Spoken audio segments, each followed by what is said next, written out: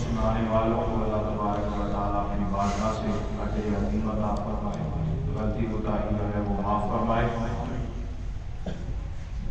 سورہ نساء کی آیت نمبر 51 وجاہد کا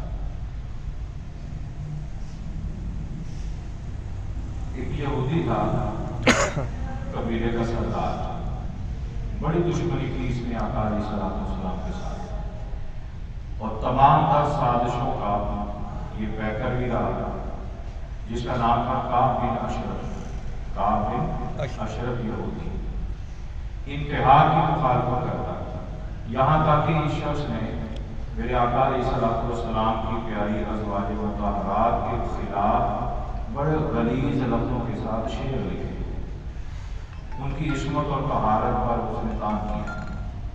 حضور صلی اللہ علیہ وسلم کو اس سے بڑی تکلیف ہوتی تھی، تکلیف تو سب سے تھی، لیکن جو شخص پھر زبان دراز ہو اور اس کے ہاتھ کھڑے سے جب سب کے سامنے آ جائے وہ شخص زیادہ تکلیف دہ ہوتا ہے۔ کہتے ہیں کہ دشمن تو بہت ہوتے ہیں، مگر جس دشمن کی نہ زبان نہ ہاتھ اور نہ باقی عقل کے تمام اسباب اس سے بندہ محفوظ رہے تو وہ بڑا تکلیف دہ بندہ ثابت ہوتا ہے۔ حضور صلی اللہ علیہ وسلم ایک سفر پہ تھے تو رستے میں عبداللہ ابن ابی بھی ملا، جو کہ منافقوں کا سردار تھا۔ ان دونوں کی آپس میں گاٹی تھا اور دونوں پلان کرتے تھے اسلام کے خلاف۔ حضور سید کائنات جا رہے تھے تو آپ اپنے وہ جو حمار ہے، آپ کی جو سواری، آپ کا گدھا بھی تھا، خچر بھی تھا اور گھوڑا بھی تھا، اونٹ بھی تھا، ساری سواریاں حضور کے پاس تھیں۔ تو جس سفر کے لیے جو مناسب سمے تھے حضور اس کو استعمال فرما لیتے۔ قریب جانا ہوتا تو زیادہ تر حضور اس گدھے کو استعمال فرماتے جس کا نام دلدل تھا، اور آپ کے پاس ایک خچر بھی تھا۔ وزنی کام پر پہاڑوں پہ چڑھنا ہوتا تو اس کو استعمال کرتے، اور میدانی علاقوں میں جہاد پہ جانا ہوتا تو گھوڑا استعمال کرتے، اور اگر اپنی ازواج مطہرات کے ساتھ کسی سفر پہ جانا ہوتا تو حضور اونٹ کو استعمال کرتے، کیونکہ اس پر کجاوا ہوتا ہے، دونوں طرف ڈولیاں ہوتی ہیں، سامان بھی رکھا جا سکتا ہے۔ تو رستے میں یہ دونوں شخص ملے۔ حضور سید کائنات علیہ السلام کی اس سواری، آپ کو پتہ ہے جانور ہے جب چلتا تو اسے پسینہ تو نکلتا ہے، تو جب حضور وہاں سے گزرے تو یہ عبداللہ ابن ابی نے اپنے ناک پہ نفرت کے ساتھ رومال رکھ دیا اور کہا کہ آپ کے گدھے کے پسینے کی بدبو بڑی گندی ہے، حضور کی سواری کو کہا۔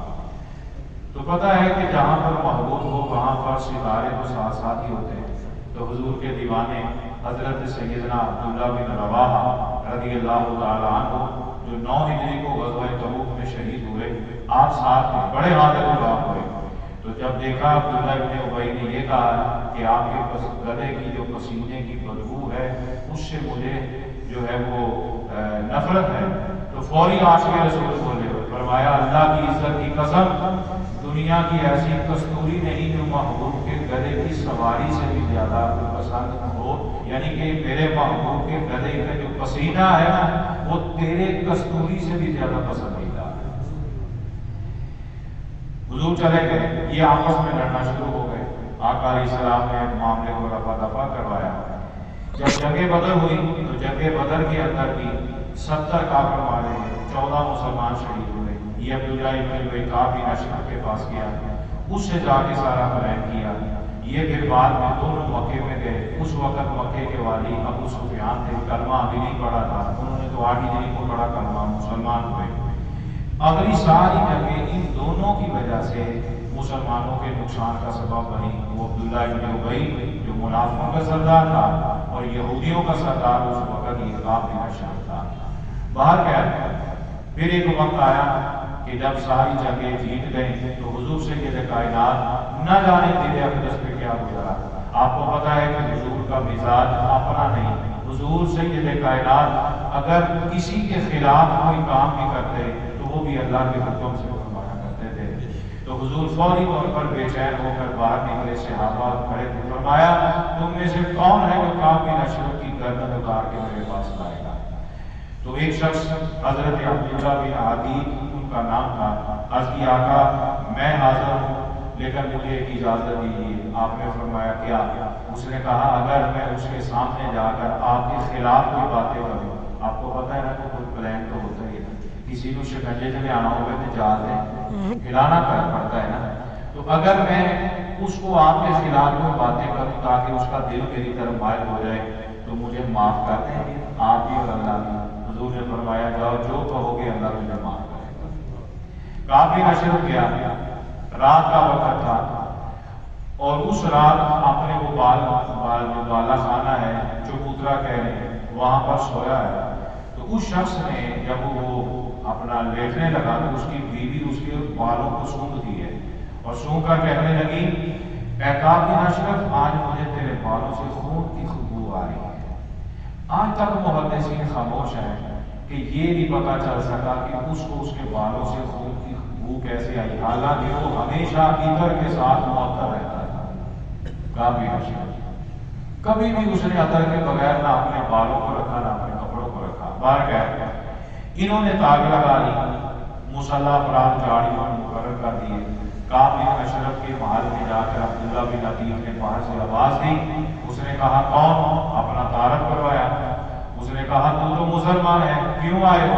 ऊपर से कहता है। तो अब्दुल्ला बिन लतीफ कहते हैं नीचे आओ मेरी बात सुनो, मैं इस्लाम से बड़ा बेजार हो गया हूँ, मेरी तो हालत पहले से भी खराब हो गई है। मैं अच्छा भला खाते पीते घराने से था, जब से कलमा पड़ा मैं तो गरीब हो गया।